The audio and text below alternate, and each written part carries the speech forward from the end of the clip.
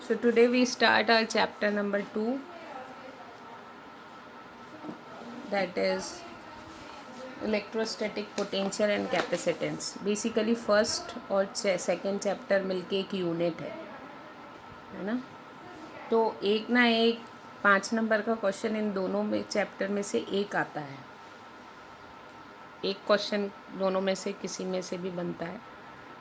Basically 5 और 3 number के question पे ज़्यादा मेहनत करनी चाहिए, क्योंकि 1 और 2 नंबर के क्वेश्चन अनप्रिडिक्टेबल होते हैं, वो कुछ भी आ सकता है और उसमें कटता है तो पूरा ही कटता है। लेकिन 5 नंबर में से ऑन एन एवरेज 3-3.5 नंबर मिलते हैं और प्रिडिक्टेबल क्वेश्चंस हैं।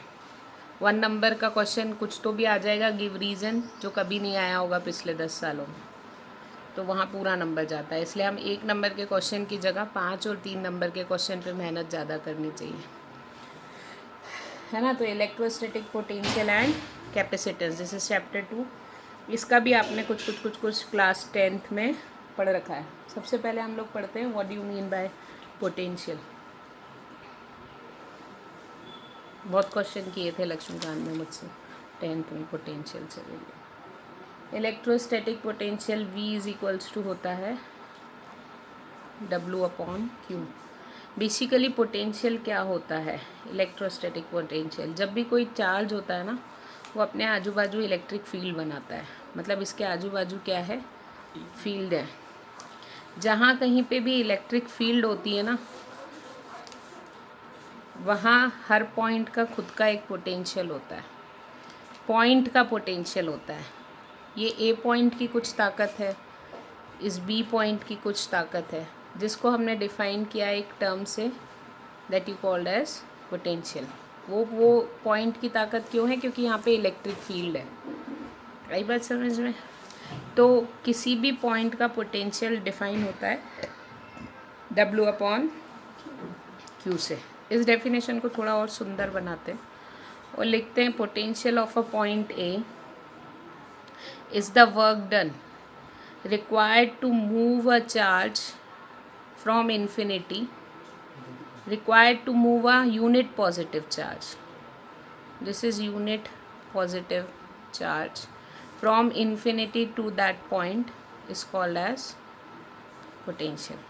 मतलब एक्सटर्नल, यानी सिंपल सी बात है, मैंने उठा के एक पॉजिटिव 1 कूलम के चार्ज को इन्फिनिटी से इस पॉइंट तक लाने के लिए मेरी जो वर्क डन लग रही है, that you call the potential of this point.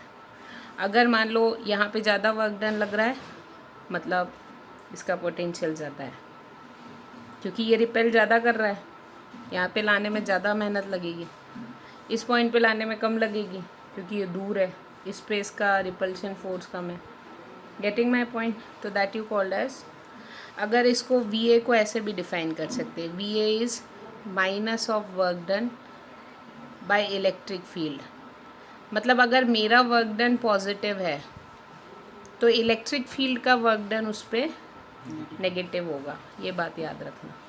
ये दोनों वर्क डन बाय हूम। तो अगर अपना मैं यहाँ से यहाँ लाने के लिए, इन्फिनिटी से किसी चार्ज को यहाँ से यहाँ लाने के लिए मेरा वर्क डन पॉजिटिव है, तो इलेक्ट्रिक फील्ड का उसको यहाँ से यहाँ लाने के लिए वर्क डन माइनस में होगा, opposite sign. Getting my point? Okay, तो this is the work done, this is the SI unit is joule per coulomb, है ना। जूल पर कूलम बोलना ऑड लगता है, इसलिए उसको बोल दिया वोल्ट्स। आ गई बात समझ में? तो SI यूनिट हो गई वोल्ट्स, जिसको जूल पर कूलम भी कहा जाता है। डायमेंशनल फार्मूला तुम निकाल सकते हो। तो फिर हम लोग को डिफाइन करना है what do you mean bye 1 volt. When 1 joule of work is done in moving a 1 coulomb charge from infinity to a particular point, then the potential of that point is called as 1 volt. आ जाएगी definition? तो 1 volt की definition आनी चाहिए। उसके बाद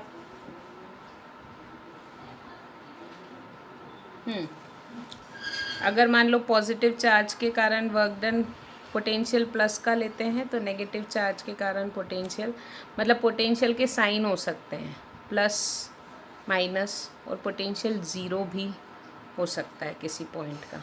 getting my point. अब उन्होंने बोला है potential can be positive, negative and zero, कोई सी भी वैल्यू इसकी हो सकती है। उसके बाद होता है what do you mean by potential difference. Potential difference, ठीक है। तो सिंपल सी बात है, ये दो पॉइंट हैं P और Q, यहाँ पे बहुत सारे चार्ज रखे हैं, इसके कारण इन दो पॉइंट्स का कुछ पोटेंशियल होगा, क्योंकि यहाँ चार्जेस हैं, ये अपनी अपनी इलेक्ट्रिक फील्ड बना रहे हैं, तो ऑब्वियसली यहाँ का कुछ पोटेंशियल होगा, यहाँ का कुछ पोटेंशियल होगा। Getting my point. तो पहली चीज़ वर्क डन जो हमको लग रहा है in moving a positive test charge from this point to this point, यहाँ से यहाँ लाने में किसी टेस्ट चार्ज को, चाहे अब वो तुम ऐसा घुमा के लाओ, चाहे तुम उसको सीधा लाओ, जो वर्क डन लग रहा है किसी टेस्ट चार्ज को यहाँ से यहाँ लाने में, वो कहलाएगा इन दोनों पॉइंट का potential difference, that you called as del V is equals to higher potential minus lower potential. Getting my point. तो del V is equals to लिख सकते हैं work done in moving a test charge from Q to P, और जिस test charge को ला रहे हैं उसको हम नीचे लिखते हैं, ये वो चार्ज है जिसको आप मूव करते हैं। Getting my point. ओके, अभी किसी भी पॉइंट का पोटेंशियल पाथ इंडिपेंडेंट होता है। पाथ इंडिपेंडेंट मतलब किस पॉइंट से किस पॉइंट पे ला रहे हैं वो मतलब करता है, कैसे ला रहे हैं उससे कोई मतलब नहीं होता। अपन पढ़ चुके हैं 11th में conservative and non conservative forces. जो कंजर्वेटिव फोर्सेस होते हैं वो पाथ इंडिपेंडेंट होते हैं, और जो नॉन कंजर्वेटिव फोर्सेस होते हैं वो पाथ डिपेंडेंट होते हैं। तो यहाँ पे कंजर्वेटिव फोर्स है, कोई फ़र्क नहीं पड़ता कि तुम उसको सीधे ला रहे हो, ऐसे ला रहे हो, कहाँ से कहाँ तक ला रहे हो, उससे डिसाइड होगा कि उनके बीच का पोटेंशियल डिफरेंस कैसा है। कैसे ला रहे हो उससे कोई मतलब नहीं होता। Getting my point. Non conservative forces और कंजर्वेटिव फोर्सेस हमने पढ़ा था ना क्लास 10 11th में, एग्जाम्पल्स भी बताए थे इसके। कंजर्वेटिव फोर्स के बता चल, नॉन कंजर्वेटिव के छोड़। ग्रेविटेशनल फोर्स,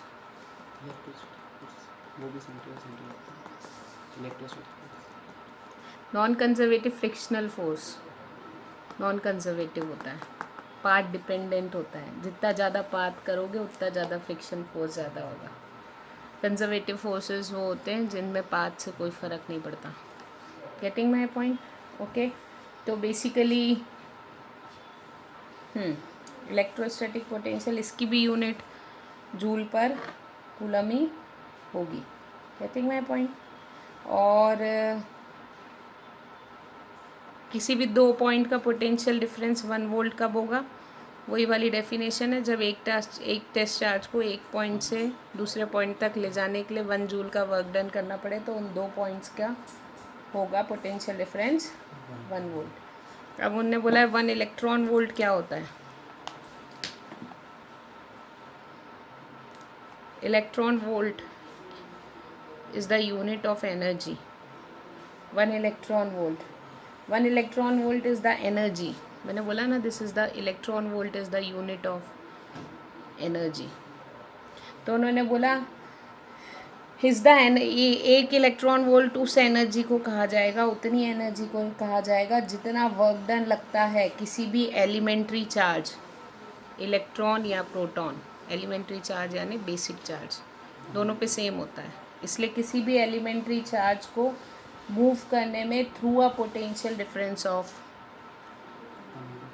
किसी दो पॉइंट का पोटेंशियल डिफरेंस यदि 1 वोल्ट है, और यदि एक जगह से दूसरी जगह इलेक्ट्रॉन को ले जाने के लिए जो एनर्जी लगती है, उस एनर्जी को बोला जाता है 1 electron.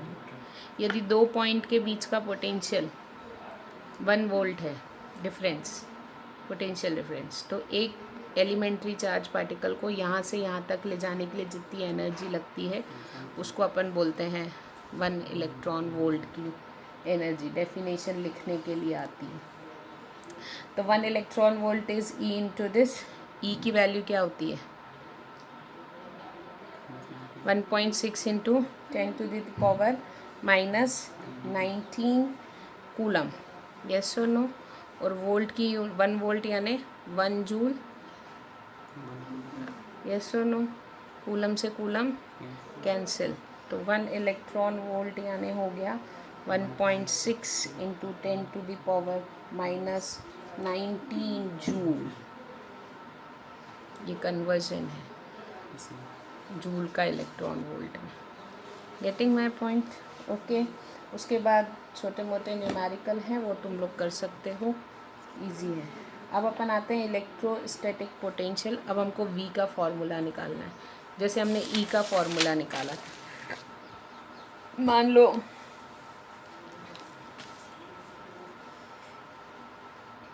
Potential at any point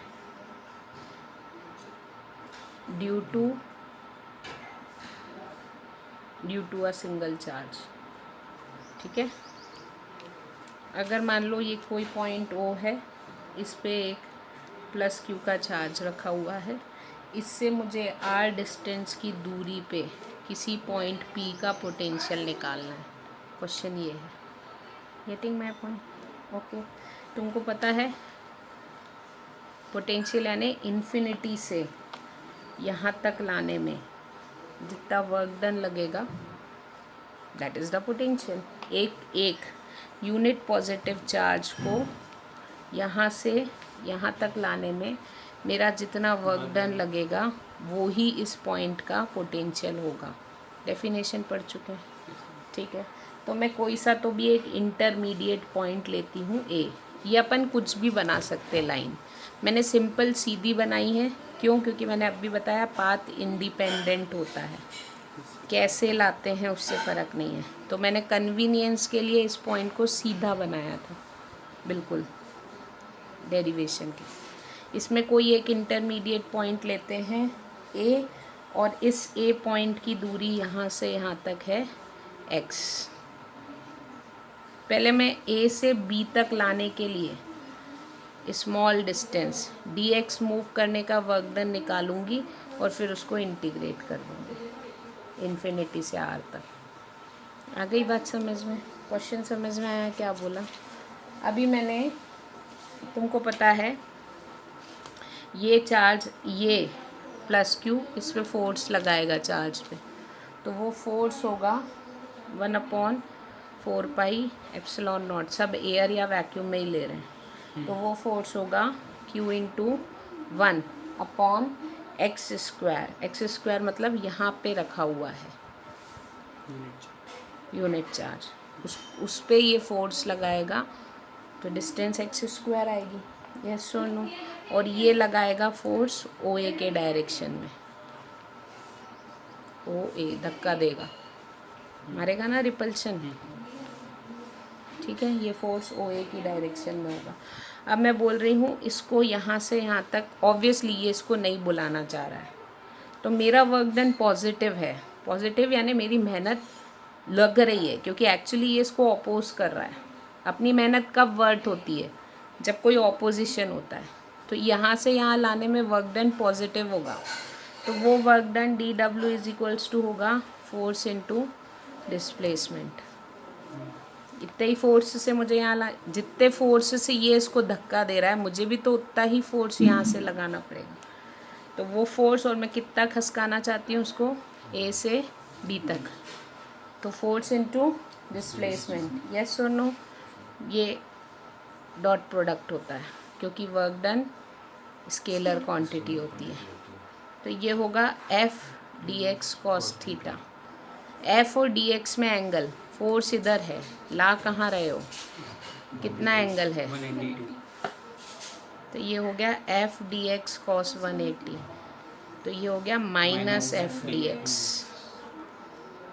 yes और नो? ठीक है। अब इसको इंटीग्रेट कर देते हैं। कहाँ से कहाँ तक, ये स्मॉल वर्क डन था ना, मुझे कहाँ से कहाँ लाना है, इन्फिनिटी से आर, एफ की वैल्यू पुट कर देते हैं, epsilon Q upon x square into D x, सब बाहर आ जाएगा, माइनस क्यू, अंदर बचेगा इंटीग्रेशन 1/x² dx, 1/x⁴n, या फिर x⁴n, x⁴ -2 हो जाएगा ये, यस और नो। ये इसका इंटीग्रेशन होता है x⁴ का x⁴n + 1/n + 1, x⁴ +1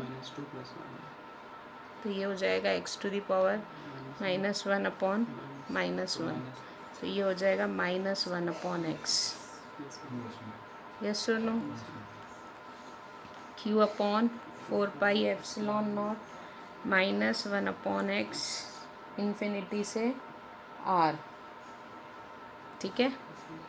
तो ये हो गया, माइनस बाहर ले आते हैं, तो q upon 4πε0 1 upper limit minus lower limit, ठीक है। तो w हो गया q अपॉन 1/∞ 0, तो q अपॉन 4πε0 इंटू, और यही वर्क डन किसके फॉर्म में स्टोर होगा, पोटेंशियल, तो q is 4πε0 into, this is the potential of point P। Getting my point? Okay, अब आप देखोगे यहाँ पे V is inversely proportional to R है, electric field due to a point is inversely proportional to, force भी inversely proportional to R² होता है, ठीक है। ग्राफ आता है, रट के लिखना है, ठीक है। तो V अगर तुम्हारा डॉटेड है, this is V, then this is E, याद रखना, this is the relation between R and EB। ये ग्राफ होता है, ये रट भी जाना चाहिए वैल्यूज़ के साथ, ठीक है। डैश ब्लू वाली लाइन V बता रही है और ये वाली लाइन E बता रही है, क्यों, क्योंकि ये R है और ये R² है। Getting my point? इसके बाद तुम लोग को न्यूमेरिकल है, what is the electrostatic potential at a surface of silver nucleus. Silver का न्यूक्लियस है जिसका डायमीटर दिया हुआ है 12.4 फर्मी,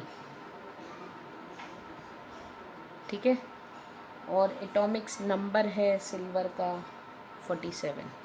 तुम्हें निकालना है what is the electrostatic potential at the surface, centre से, तो पहले रेडियस निकालना पड़ेगा, यस और नो।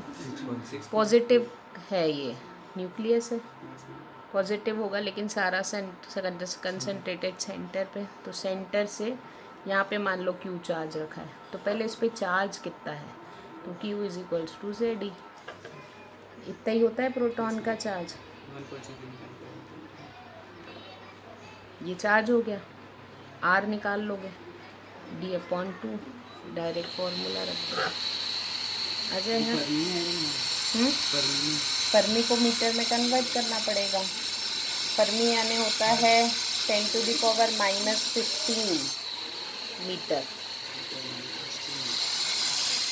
ठीक है, कन्वर्ट कर लेना, हाँ -15 ये आएगा 6.2 फर्मी, और इसको मीटर में करना है, यानी 6.2 × 10⁻,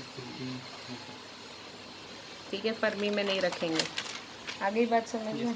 दूसरा क्वेश्चन है, एक पॉइंट चार्ज है Q is placed at origin,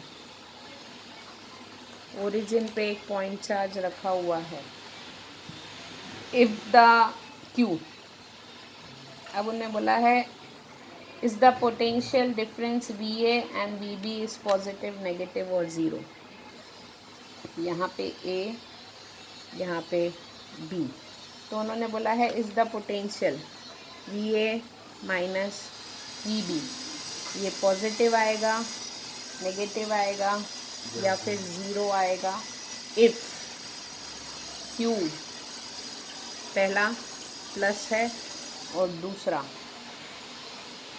minus है। बताओ, अगर ये प्लस चार्ज है यहाँ पे तो V A minus V B positive आएगा, नेगेटिव आएगा, ज़ीरो आएगा।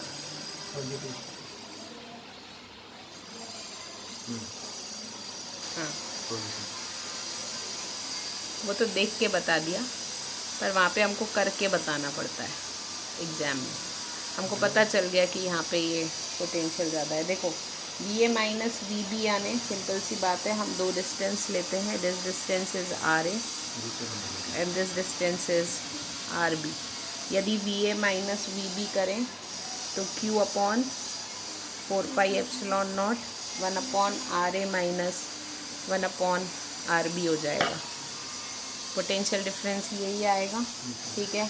अब उन्होंने बोला है यदि आर ए यहाँ पे क्या है, आर बी से छोटा है, R A is less than R B, मतलब 1 upon R B is less than 1 upon R ए।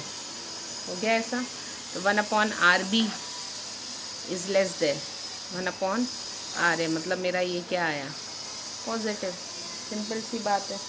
तो ये दिस इज़ पॉजिटिव, तो V A minus V B depends on the nature. तो उन्होंने बोला फर्स्ट, ये तो आ गया सबके लिए। अगर अब आपका क्यू, ये तो हमेशा पॉजिटिव आएगा, ये तो पॉजिटिव ही आएगा ना, फॉर्मूला रख के देख लिया। अब यदि आपका क्यू क्या है, पॉजिटिव है, अगर आपका क्यू प्लस है तो आपका V A minus V B भी क्या होगा, पॉजिटिव। और यदि आपका क्यू नेगेटिव है तो आपका V A minus V B भी क्या आएगा, ठीक है। क्योंकि ये वैल्यू तो साइन पे से हट गई, ये डिस्टेंस तो उतनी है ना। अब पोटेंशियल डिफरेंस किसके साइन पे डिपेंड करता है, चार्ज के साइन पे। Getting my point, okay. ये क्वेश्चन बहुत सिंपल होते हैं लेकिन बहुत कंफ्यूज करते हैं, इसलिए मैंने बोला था एक एक दो दो नंबर के क्वेश्चन होते हैं, बच्चा कुछ का कुछ तो भी करके आता है, ठीक है। अब एक लास्ट टॉपिक आज का, आज अपन थोड़ा लेट हैं, मेरे को वैसे ज़्यादा पढ़ाना था आज। Electrostatic potential due to system of charges, बहुत सारे, सिंपल है। जैसे अपन ने फोर्स, इलेक्ट्रिक फील्ड, वहाँ पे लेकिन वो सब वेक्टर क्वांटिटी थी, पोटेंशियल एक स्केलर होता है, इसलिए यहाँ पे और सिंपल है। अगर 3 चार्जेस हैं और 3 चार्जेस के कारण किसी पॉइंट P पे पोटेंशियल निकालना है, यस और नो, तो V1 इज़ इक्वल्स टू हो जाएगा 1 upon 4 pi epsilon not Q1 upon R1P, ठीक है। V2 हो जाएगा Q2 अपॉन R2P। Vn हो जाएगा 1 upon 4 pi epsilon naught Qn upon RnP, distance उससे उसकी, यस और no. V is equals to होगा डायरेक्ट ऐड विथ साइन, ठीक है, यस और नो। तो V इज इक्वल्स टू हो जाएगा 1 upon 4 pi epsilon naught common, अंदर बचा Q1 upon R1P plus Q2 upon R2P plus dash dash dash Qn upon RnP, yes और no. So V is equals to 1 upon 4 pi epsilon naught sigma I is equals to 1 to n QI upon RIP, yes और no, ठीक है। Getting my point. अब उन्होंने बोला है एक चीज़ आप लोगों को यहाँ पे देखनी है, वो ये है, ये वाला point. For a uniformly charge conducting spherical shell, for a uniformly charge shell यानी प्लास्टिक की गेंद, हमेशा हम यही मानेंगे, शेल बोला यानी अंदर से खाली है। Uniformly charge conducting spherical shell, the electric field outside the shell is S if the entire charge is concentrated at the center. तो हम इसके कारण क्या मानते हैं कि इसका सारा चार्ज कहाँ पे कंसनट्रेटेड है, सेंटर पे, और इलेक्ट्रिक फील्ड हम उसको ध्यान में रख के निकालते हैं. तो the potential outside the shell, क्योंकि अभी भी इसका सारा चार्ज कहाँ है, सेंटर पे कंसनट्रेटेड है, तो V इज इक्वल्स टू हो जाएगा Q अपॉन R, जहाँ पे इसकी रेडियस तो R है और R यानी डिस्टेंस जिस पॉइंट पे अपन निकाल रहे हैं. Getting my point. When R is greater than और इक्वल्स टू, ठीक है, यानी इसकी सरफेस पे या उस सरफेस से बाहर पोटेंशियल क्या रहेगा, ये. Getting my point. Where Q is the total charge on the shell and R is the electric field inside the shell is zero. हम ये पढ़ चुके हैं, ठीक है. तो उन्होंने बोला है this implies that potential is constant inside the shell. Constant inside the shell मतलब E अगर यहाँ पे ज़ीरो है तो किसी पॉइंट किसी चार्ज को यहाँ से यहाँ तक ले जाने में, मतलब किसी पॉइंट को एक जगह से दूसरी जगह ले जाने के लिए वर्क डन पोटेंशियल डिफरेंस नहीं आएगा. जितना वर्क डन इक्यू पोटेंशियल कहते हैं, मतलब इस पॉइंट का पोटेंशियल भी उतना ही है जितना इस पॉइंट का है, इस पॉइंट का भी पोटेंशियल उतना ही है जितना इस पॉइंट का है. Getting my point. तो उन्होंने बोला, अभी मैं बताती हूँ, नो वर्क इज़ डन जब पोटेंशियल सेम है. If this point is same as this point, तो मुझे यहाँ से यहाँ तक ले जाने में कोई मेहनत नहीं लगेगी.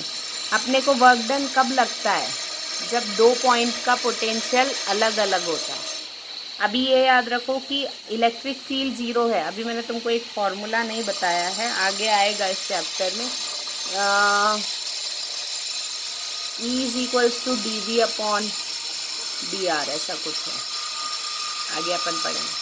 डिफ्रेंशिएशन, तो अगर मान लो ज़ीरो है तो उसका डिफ्रेंशिएशन, नहीं, कांस्टेंट का डिफ्रेंशिएशन ज़ीरो आता है. तो अगर इलेक्ट्रिक फील्ड ज़ीरो है मतलब V क्या है, कांस्टेंट, क्योंकि dV अपॉन dr कांस्टेंट का ही डिफ्रेंशिएशन ज़ीरो आता है. तो जहाँ पे इलेक्ट्रिक फील्ड ज़ीरो होती है वहाँ पे पोटेंशियल ज़ीरो नहीं होता, वहाँ पे पोटेंशियल कांस्टेंट होता है, और उस पोटेंशियल की वैल्यू होगी 1/4πε0 Q upon R, radius of the nucleus. Getting my point. तो ये याद रखना है, ओके. इसके बाद दो न्यूमेरिकल हैं, इसी में से समझा देती हूँ, टाइम कम लगेगा. 2 पॉइंट चार्जेस हैं, 4 माइक्रोकूलम और are separated by 1 metre in air. तुमको बीच में ऐसा कोई पॉइंट निकालना है जहाँ पे पोटेंशियल ज़ीरो हो, मतलब इस पॉइंट पे पोटेंशियल इसके कारण और इसके कारण ज़ीरो होना चाहिए. तो V1 plus V2 should be zero at this point. दोनों का एडिशन क्या होना चाहिए, ज़ीरो, क्योंकि स्केलर है. विथ साइन एल्जेब्रिक सम है, सिंपल है ना. तो VA प्लस V2 यहाँ पे क्या होना चाहिए, zero. V1 is 1/4πε0 Q1 upon R1, यहाँ से यहाँ तक की दूरी, 1/4πε Q यहाँ से यहाँ तक की. R1 is x and R2 is 1 minus x, zero. Solve करोगे वैल्यू आ जाएगी, ठीक है. ये वाला थोड़ा अलग है. A charge Q is distributed over 2 concentric hollow sphere such that the surface densities are equal. तुमको 10 कूलम दिया, 2 गेंद थी, अंदर एक प्लास्टिक की और उसके ऊपर बड़ी प्लास्टिक की, दोनों का सेंटर सेम था. बोला इस 10 कूलम के चार्ज को दोनों पे बांटो, दोनों, अंदर वाली गेंद पे भी ऊपर वाली गेंद पे भी, इस तरीके से बांटो कि चार्ज डेंसिटी दोनों की सेम होनी चाहिए. यदि उसके 1 मीटर स्क्वायर में 10 चार्ज हैं तो ऊपर वाली के भी 1 मीटर स्क्वायर पे 10 ही चार्ज होना चाहिए. इस तरीके से हमको बांटना है. आ गई बात समझ में. चार्ज डेंसिटी मतलब अगर उसके 1 मीटर स्क्वायर में, अंदर वाली गेंद के में 10 चार्ज रखें तो ऊपर वाली के भी 1 मीटर स्क्वायर में 10 ही चार्ज होना चाहिए. इस तरीके से Q को तुमको बांटना है, ठीक है. Find the potential at the, और फिर आपको निकालना है what is the potential at the centre. आ गई बात समझ में। अब उन्होंने बोला है Q1 and Q2 be the charges on them. मान लो अंदर वाली गेंद पे Q1 चार्ज गया और ऊपर वाली पे Q2 चार्ज गया, टोटल Q है कैपिटल, ठीक है।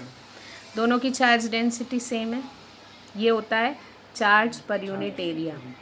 तो Q1 is 4πr, sigma 2 is Q2 upon, आ गई बात समझ में। ये कैंसिल किया, ये रेशियो आया कि अंदर वाले पे और बाहर वाले के चार्ज का रेशियो ये होगा। Getting my point. तो फिर charge on them is distributed in this ratio, ये रेशियो दिया है परसेंटेज, रेशियो समझता है। Q1 अपॉन Q2 का रेशियो ये होना चाहिए। तो Q1 क्या होगा, अपन मार्क्स निकालते हैं ना, जितना है अपॉन टोटल इनटू कितने में से देना है, कितने में से देना है, Q में से। कितना देना है, R स्क्वायर। टोटल रेडियस कितनी है, R स्क्वायर प्लस Q2 कितना है चार्ज, कितने पे देना है, टोटल डिस्टेंस कितनी है, इन दोनों को डिवाइड करो, यही आएगा। Q1 अपॉन Q2 करो, क्या, हाँ R स्क्वायर है ना रेशियो बेटा, तो नीचे भी तो स्क्वायर का ही टोटल लेगा ना। रेशियो में क्या आया है, तो फिर नीचे क्या आएगा, स्क्वायर का ही तो एडिशन आएगा। यहाँ पे सरफेस की वो कैसे डेंसिटी चार्ज, ये तो क्वेश्चन में दिया है ना, hollow sphere surface densities are equal. Surface है, वॉल्यूम कहाँ है, शेल है। आई बात समझ में। तो इसको इससे डिवाइड करो, यही आएगा। आ गया, Q1 और Q2 की वैल्यू आ गई। तुमको पता है point at the potential at the centre is potential due to Q1 plus potential due to 1/4 Q1 upon R, Q2 upon Q1 और Q2 की वैल्यू रखो, सॉल्व करो आंसर। ये इसमें देखा ना, इसलिए इजी लग रहा है। अगर मैं ये बिना देखे क्वेश्चन दे देती ना तो हमारा दिमाग इतना नहीं चलता। इसलिए मैं बार बार कहती हूँ कि ज़्यादा से ज़्यादा क्वेश्चन आंसर पढ़ो, ताकि तुम्हारा दिमाग चले कि हम ऐसा कर चुके हैं। अब क्योंकि तुम ये देख चुके हो तो तुम्हारा दिमाग इधर चलने लगेगा, लेकिन जब तक हम नहीं देखते हैं तब तक हमको समझ ही नहीं आएगा कि इसको करना कैसे। Getting my point. Last question. Two spherical metal shell with different radius R far apart and connected by conducting wire. A charge Q is placed on one of them, इस पे डाल दिया। The charge redistribute, obviously conducting है, ये charge यहाँ से यहाँ flow होगा। So that same is on each sphere. ये कब तक फ्लो होगा, जब तक इसका पोटेंशियल इसके पोटेंशियल के बराबर। चार्ज जब भी फ्लो करते हैं जब तक दोनों का पोटेंशियल डिफरेंस 0 हो जाए, सेम हो जाए, है ना। How much charge is on the sphere with radius, तो तुमको बताना है इस पर कितना बचा रीडिस्ट्रीब्यूशन के बाद। आ गया क्वेश्चन समझ में। The electric potential of a spherical shell with charge Q and radius, हम मान रहे हैं इस पर कितना चार्ज है और इसकी रेडियस कितनी है, तो इसका पोटेंशियल कितना हो गया, V is equals to 1/4πε0 Q upon. Since the shell are joined by sphere wire redistribute, जब तक दोनों का पोटेंशियल सेम नहीं हो जाता। Let the charge on sphere with radius R be Q and that of another be QR। इस पर कितना है QR। Then equating the potential, इसका पोटेंशियल और इसका पोटेंशियल इक्वल है, तभी तो इस पर ये चार्ज और इस पर ये चार्ज है। तो जब इस K से K कैंसिल हो जाएगा, K QR upon R into K Q capital R, K से K कैंसिल। आई बात समझ में। तो QR निकाल लिया, ये R ऊपर चला गया। आ गई बात समझ में। यस और नो। QR की वैल्यू निकालनी है ना अपने को, तो अपन ने ये निकाल लिया, लेकिन अभी ये इनकम्प्लीट है क्योंकि हमको कैपिटल Q के फॉर्म में निकालना है। The total charge equals the original charge, Q is QR plus QR। तो यहाँ से QR निकाल लिया, इसमें पुट करेंगे। आ गई बात समझ में। तो ये वैल्यू उठा के हमने यहाँ पुट कर दी। इसको सॉल्व करोगे तो आंसर आएगा इसके फॉर्म में। हमको आंसर निकालना है गिवन चार्ज और दोनों की रेडियस के फॉर्म में। आई बात समझ में? हमें यहाँ पे ये हटाना था। आ गई बात समझ में? Getting my point? ठीक है, तो इस टाइप के क्वेश्चंस देखना बहुत ज़्यादा ज़रूरी है, क्योंकि क्वेश्चंस नहीं आएंगे डेरिवेशन तो तुम एज इट इज़ लर्न कर सकते हो। कल मैं तुमको पढ़ाऊँगी potential at a point due to dipole. ठीक है, so this is all about today.